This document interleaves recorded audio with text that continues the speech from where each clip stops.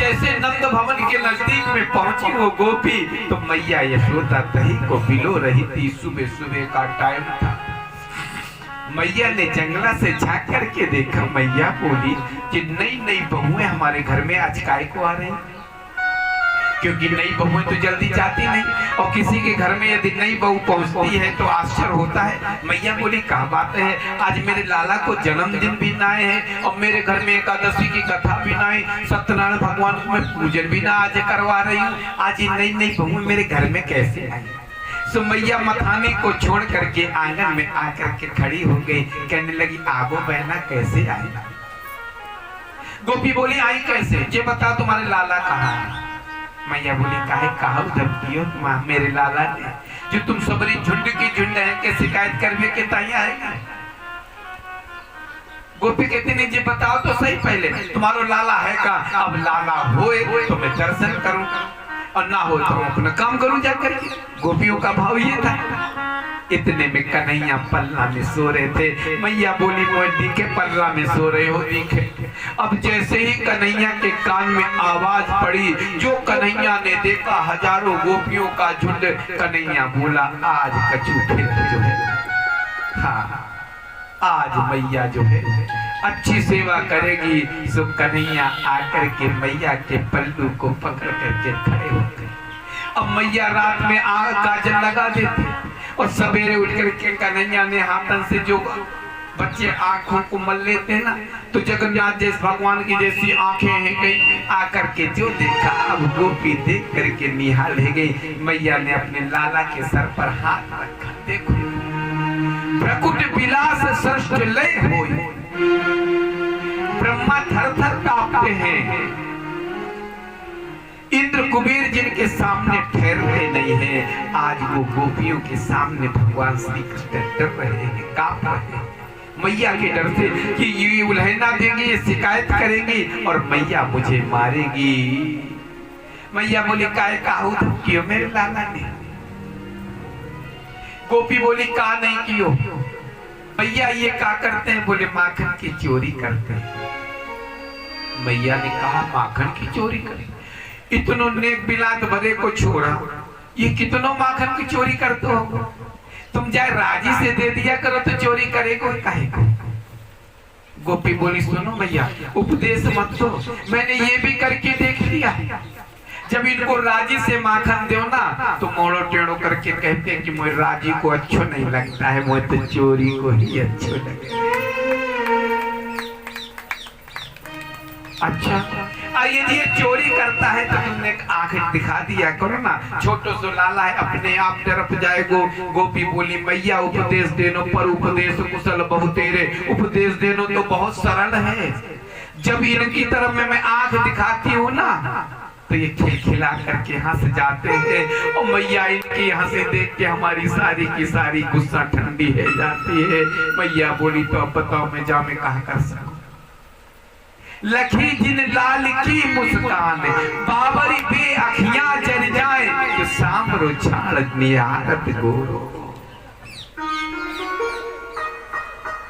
जो देखा मैया कहने लगी अगर सुनो ये माखन की चोरी करता है तो एक काम करो ना, तुम अपने माखन की जो हड़िया होती है ना उसको ऊंचे सीके में बांध दिया करो ना, तो अपने आप ही नहीं इसके हाथ पहुंचेंगे तो ये चोरी कर ही नहीं पाएगा। गोपी बोली मैया हमें उपदेश मत दे, मैं सब कुछ करके। एक दिन मैंने क्या किया कि कन्हैया के डर के मारे मैंने पीपल की डारी से सीका बांधा, उसमें मैंने मटकी रख दी। कन्हैया आए घूमते घामते सखाओं को लेकर के, और मैया मालूम है इनकी मंडली कितनी बड़ी है। बोली कृष्ण की जो चोर मंडली है, नीचे तो सखा मंडली है, ऊपर बंदर बंदर मंडली है। नीचे संग में सखा चलते हैं, ऊपर से बंदर और साथ में चलते हैं। खुद खाते हैं, ढरकाते हैं, बंदरों को खिलाते हैं, सखाओं को खिलाते। और मैया खाने के बाद में यदि मटकी को सलामत छोड़ करके रखते तो भी तो सही है, मटकी को फोड़ करके जाते हैं और मूछन पर ताव देते हैं। कहते नंद को लाला चोरी करके जाए रो जाए, कोई पकड़न हो सो पकड़। मैया बोली अच्छो जे 1.5 लाख को छोरा जे तुम बड़ी बड़ी गोपी ने ऐसे पागल बनावे क्यों रे छोरा। कन्हैया कहने लगा मैया मुझे तो ये भी मालूम नहीं है कि इनका घर किस गली में है। गोपी बोली मैंने वह पीपल की डाली पे जैसे ही मटकी टांगी तो कन्हैया घूमते घामते आए सखन को लेके, जो देखा कहने लगे अच्छा गोपी तुम होते ज्यादा चतुर है। 25 हाथ को एक बांस लेके आए और वो बांस नीचे से मारो मटकी में, मटकी फूट गई। ओक बाई ओक नंबर बाई नंबर ओक लगा करके सारो कलम दही पी गए और मटका फोड़ करके रख। अब साहब ब्रज में हल्ला मच गई। एक गोपी खड़ी बड़ी लंबी तड़ंगी चुपचाप से। मैया बोली बहना तुम काय को खड़ी चुपचाप? गोपी बोली मुझे शर्म लगे बता बे। मैया बोली जे 1.5 बेलात को छोरा है सो तुम्हारे से का भलो बुरो कर दो जो तो शर्म लगे बता तो सही। बोली मैया परसों मेरे पति को जन्मदिन हो, बात जन्मदिन के उसी में मैंने सत्यनारायण भगवान की पूजा रखी और ब्राह्मणन को भोजन करवाया। जैसे मैं तैयारी कर रही सवेरे पंजीरी भून भान करके जो मैंने पूजा की तैयारी करके रखी तो लाला गए और पाटा डाल करके मेरे चौका में बैठ के और कहने लगी भाभी मैं सत्यनारायण मेरी पूजा करो मेरे भोग लगाओ। मैंने की लाला ऐसे ना है सके, पहले ब्राह्मण जीवेंगे कथा होगी, ब्राह्मण जीवेंगे बाकी बात तुम्हें प्रसाद मिलोगे। सो गुस्सा है कि तन करके खड़े हो गए होगी सो देखी जाएगी भाभी आज हम तुम्हें।